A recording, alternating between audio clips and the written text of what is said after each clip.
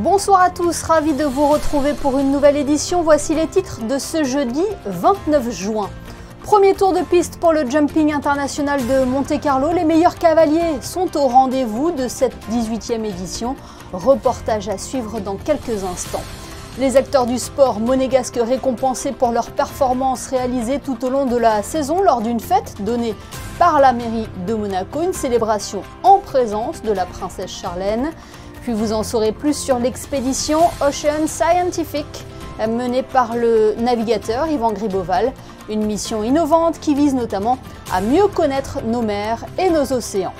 Le théâtre Princesse Grâce dévoile sa programmation pour la saison 2023-2024. À cette occasion, nous recevrons ce soir l'acteur français Bruno Salomon qui sera à l'affiche de 2 pièces cet hiver à Monaco. Et à la fin de ce journal, retrouvez la présentation de 2 créations mondiales pour les ballets de Monte-Carlo autour de Stravinsky.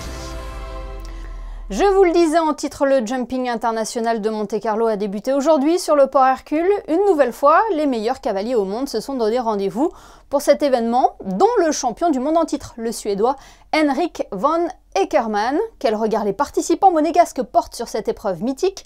Élément de réponse avec Christina Toumel et Olivier Bonello. Cette année encore, le jumping international de Monte-Carlo promet de grands moments sportifs entre qualité et technicité des pistes. Cette épreuve symbolise l'excellence pour les cavaliers venus du monde entier. Cette étape du circuit Longines Global Champions Tour est l'une des plus prestigieuses du circuit et les cavaliers monégasques se disent heureux de pouvoir jouer une fois dans l'année à domicile. J'ai mes 2 filles également qui montent, donc on partage le plaisir d'être à domicile. C'est un peu comme le Grand Prix, c'est assez étonnant d'être en pleine ville, au bord de l'eau, et d'avoir un sport finalement de nature qui arrive à s'intégrer complètement en principauté, c'est assez magique. C'est une épreuve importante et majeure pour moi qui ai la chance de travailler en principauté. Et puis ça concrétise un peu un rêve de pouvoir venir ici sur une piste qui est mythique, qui fait partie du Longines. Et puis c'est souvent la fin de la première partie de l'année où on a beaucoup concouru, nous en tant surtout amateurs, puisqu'on n'est pas des professionnels. Et donc c'est un vrai rêve de pouvoir venir ici sur Monaco. Et quelle est la difficulté du jumping de Monaco ? Oh, chaque année on le dit, c'est la piste. La piste justement elle est prise entre la route et la mer, donc elle est assez étroite, assez petite. Il faut mettre une quinzaine d'obstacles à l'intérieur, donc forcément les tracés sont assez techniques, assez difficiles. Et l'objectif cette année pour vous ? Alors l'objectif de gagner. Tout simplement, d'être sur les 3 jours, d'arriver, d'être au prix et pourquoi pas le premier. L'étape monégasque est donc l'une des plus belles étoiles du Longines Global Champions Tour, circuit mondial de compétition de saut d'obstacles labellisé 5 étoiles. Suspense, sport de très haut niveau et émotion partagée, le jumping international de Monte-Carlo vous attend encore durant 2 jours sur le port Hercule. Samedi soir, le Grand Prix du Prince clôturera cet événement en principauté et couronnera le meilleur cavalier de l'étape monégasque. Et le jumping de Monte-Carlo se poursuit jusqu'à samedi sur le port Hercule avec en point d'orgue le Grand Prix du Prince de Monaco. L'arrivée du mois de juillet annonce la fin de l'année scolaire, mais aussi la fin de saison sportive pour de nombreuses disciplines. Les différents acteurs du sport de la Principauté ont été salués hier par la mairie de Monaco. Une fête du sport à laquelle a assisté la princesse Charlène. Plus de détails avec Fabien Bonilla et Lionel Bernardi. La mairie de Monaco récompense comme chaque année ses sportifs. Un total de 659 médailles a été distribué dans la cour d'honneur de la mairie aux différents acteurs du sport monégasque. Des remises de médailles de distinction pour tous les sportifs et clubs qui ont participé à des compétitions. Et également une remise de performance pour les athlètes ayant obtenu des résultats. Cette cérémonie s'est déroulée en présence de la princesse Charlène. C'est très important pour la mairie de soutenir cet élan national, je dirais, que le sport amène en principauté avec ses valeurs, bien entendu, qui nous sont prodiguées par le prince en particulier et toute sa famille, qui sont des sportifs accomplis et qui vraiment soutiennent le sport en principauté. Alors c'est la seule occasion dans l'année où tous ces sportifs se retrouvent dans un même lieu pour une bonne raison, pour recevoir des médailles, mais surtout pour se retrouver, pour croiser, pour échanger entre eux. C'est la seule occasion qu'ils ont dans l'année et ça on y tient beaucoup. Et là aujourd'hui, recevoir cette médaille, d'être ici, qu'est-ce que tu en penses ? Bien, parce que c'est pour nous féliciter. Déjà, c'est la fête du sport. J'adore le sport et j'aime représenter Monaco. Qu'est-ce que tu ressens ?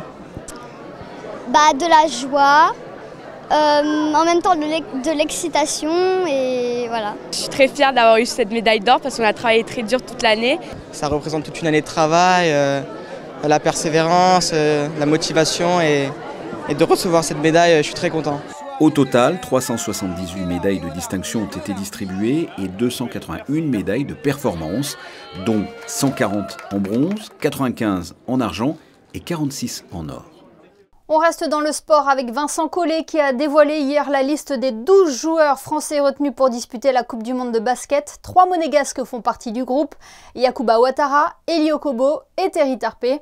Les mondiaux 2023 auront lieu du 25 août au 10 septembre en Indonésie, aux Philippines et au Japon. À quelques jours de la reprise de l'entraînement pour de nombreux clubs du championnat, le calendrier de la saison 2023-2024 de Ligue 1 a été révélé aujourd'hui.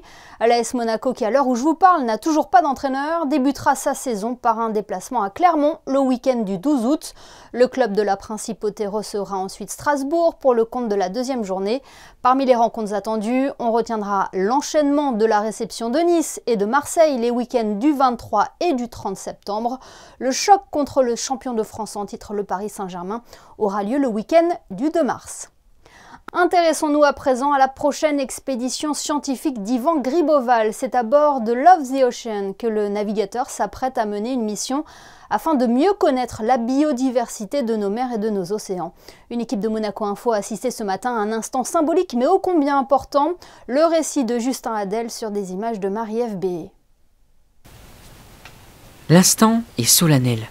Pour les marins, cette étape est importante, une normalité de bénir le bateau, l'équipage et les futurs passagers. Dans quelques mois, l'expédition océano-scientifique débutera, à bord de ce catamaran, Love the Ocean. On scinde les 8 prochaines années, dont cette année 2023, en 2 parties. Une partie de navigation le long des côtes méditerranéennes pour promouvoir les nouveaux métiers de l'économie bleue, mais également pour faire des campagnes de collecte d'ADN environnemental, c'est-à-dire pour mieux connaître les ressources halieutiques de la côte méditerranéenne. Et puis on aura une seconde partie qui consistera à aller dans l'océan Indien, travailler sur l'île Juan de Nova, qui est une des 5 îles éparses inhabitées du territoire français de l'océan Indien.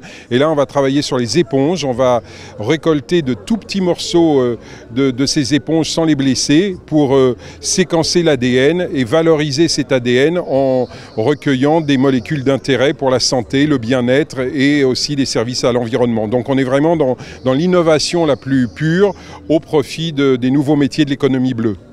Ont assisté à la bénédiction plusieurs élèves de CM1 et de CM2, une façon de transmettre aux plus jeunes cet intérêt à défendre les mers et les océans.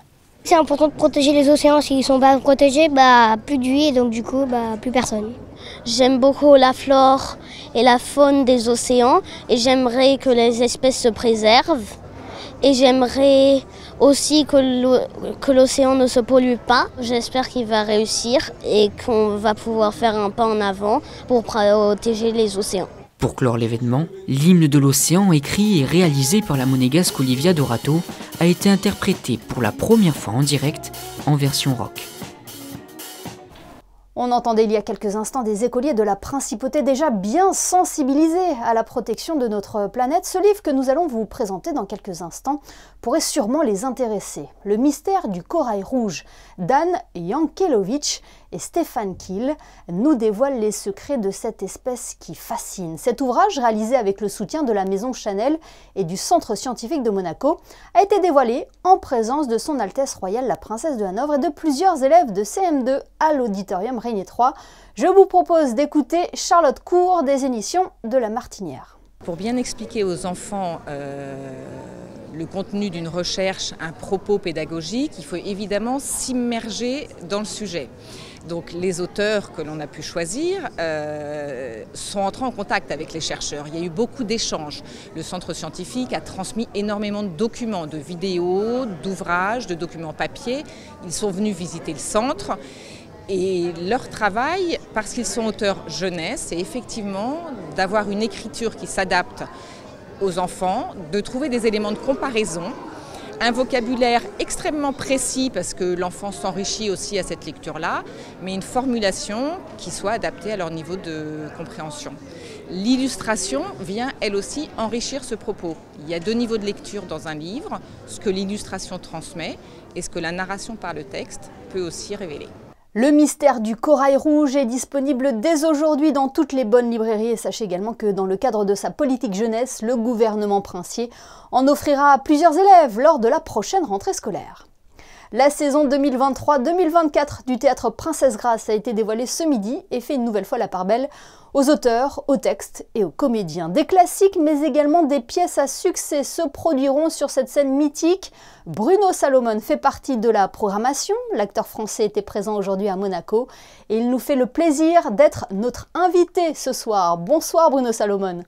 Bonsoir Émilie, comment allez-vous? Ça va bien et vous? Très bien à Monaco, on est bien et un bon état d'esprit, les gens sont heureux.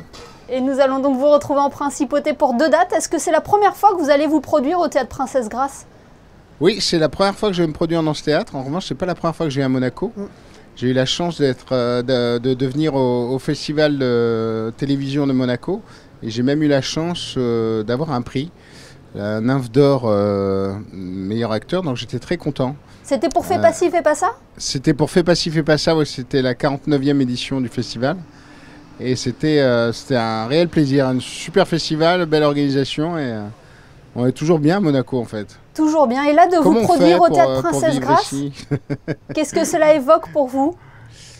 Ça évoque quelque chose de majestueux, donc une élégance, une distinction. Donc on va essayer d'être au rendez-vous, d'être le plus chic possible. Pour moi, c'est ça.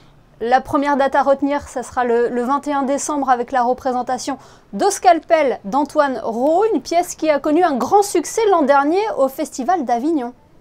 Exactement, c'est une pièce à 2 personnages, on va dire que c'est pas un duo, c'est un duel, c'est un affrontement entre 2 frères qui se détestent, c'est un règlement de compte. Moi je fais un chirurgien qui opère le lendemain très tôt, il y a mon frère qui est joué par David Sardou qui se pointe chez moi à 22h20 et qui ne me dit pas pourquoi il est là, et une sorte de montée en tension comme ça pendant toute la pièce. C'est tellement bien écrit que même en la jouant régulièrement, je découvre des petits, le moindre des petits détails. Tout est vraiment minutieux, c'est de l'horlogerie ce qu'il a fait Antoine Rau. Les spectateurs qui y ont assisté décrivent un huis clos incisif. Ils ont l'impression d'être pris en otage. Est-ce que c'est cette sensation aussi que vous partagez? Oui, c'est exactement ça, parce qu'au début on se dit mais qu'est-ce qui se passe, parce qu'on ne comprend pas très bien ce qui se passe au départ, et en fait il est en train de poser ses jalons petit à petit, poser ses marques, et ça raconte... En fait, tout prend son importance au fur et à mesure de l'histoire, et c'est un peu à la Pinter, si vous voulez. Il y a vraiment cet état d'esprit, ce rapport entre 2 personnages, où il y a beaucoup d'humiliation chez Pinter, de domination, de mensonges, de vérité. Il y a un peu cet état d'esprit-là dans la pièce, on ne sait pas qui ment, qui dit la vérité, et c'est assez troublant. On aura également la chance de vous retrouver le 3 mars dans Suite Royale de Judith Elmaleh et Adrien Raca, dans un rôle initialement interprété par Elie Moon, c'est ça? Exactement, ouais, je suis son remplaçant. Là aussi, le mensonge est au cœur de la pièce.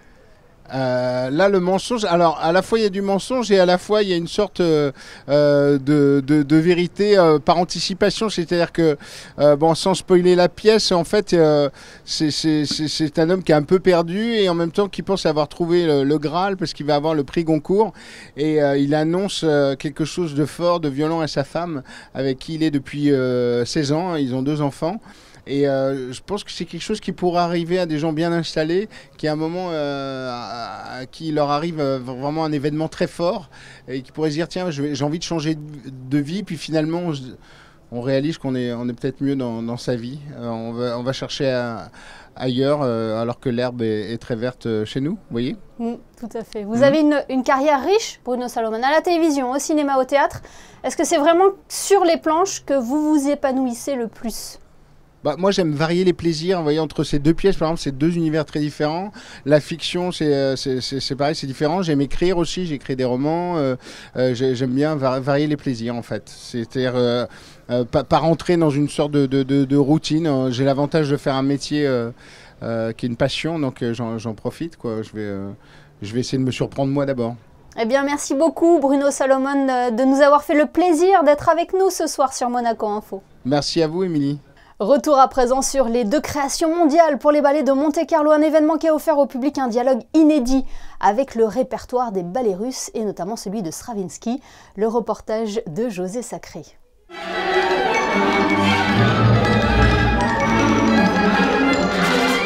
Jusqu'au 1er juillet au Grimaldi Forum, les ballets de Monte-Carlo mettent la création à l'honneur à travers une soirée Stravinsky qui voit 2 chorégraphes dialoguer avec le répertoire des ballets russes. Golo Montero présente sa vision de l'oiseau de feu, Firebird, et Jeroen Verbruggen, dans Les Nuls, sa version personnelle de Pulcinella. Jeroen a tout de suite trouvé que la musique était un peu classique. Bien sûr, connaissant Jeroen, il a eu besoin d'une certaine manière de fracasser un peu cette demande. Je m'en réjouis, mais je dois dire que je pense que la manière dont il a exploré le sujet et ce rapport à la commedia dell'arte fait un heureux mariage avec une pièce très surprenante, comme toujours, très joyeuse, très ludique, avec son petit brin de provocation sans lequel il aurait le sentiment de ne pas exister.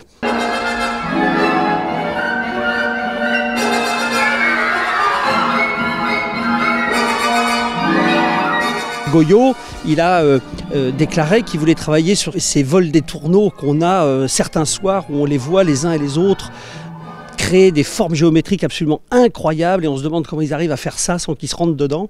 Et il a voulu travailler un peu sur ce principe-là aussi avec les danseurs. On retrouve bien sûr l'origine de l'oiseau de feu, mais avec un ton et une modernité sans faille. Et je dois dire que je suis assez séduit, moi, par ces 2 propositions.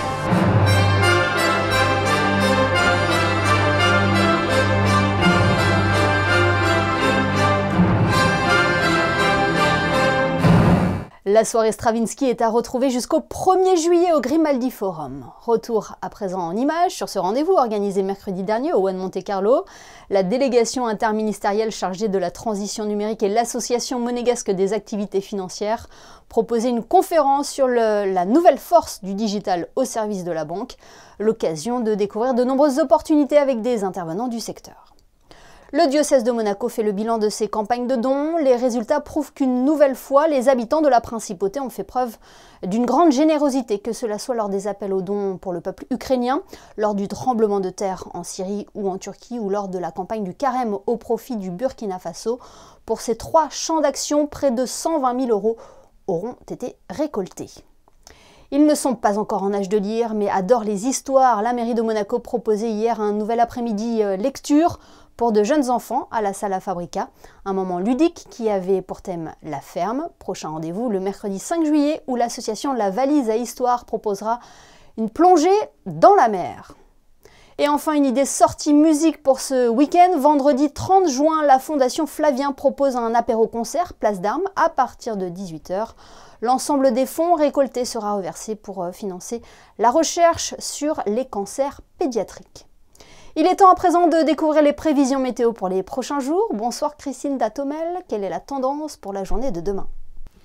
Bonsoir Émilie, bonsoir à tous. Vendredi, des orages et des averses sont possibles. Le soleil arrivera parfois à s'imposer, mais le ciel restera globalement couvert toute la journée. Du côté du thermomètre, les températures seront comprises entre 19 et 23 degrés. Le soleil se lèvera à 5h49 et se couchera à 21h17. Demain, nous fêterons les Martiales. Merci Christinda, ce journal est à présent terminé. On se quitte avec les photos de Manuel Vitali qui a assisté aux premières épreuves du jumping international de Monte-Carlo. Excellente soirée à tous et à demain pour une nouvelle édition sur Monaco Info.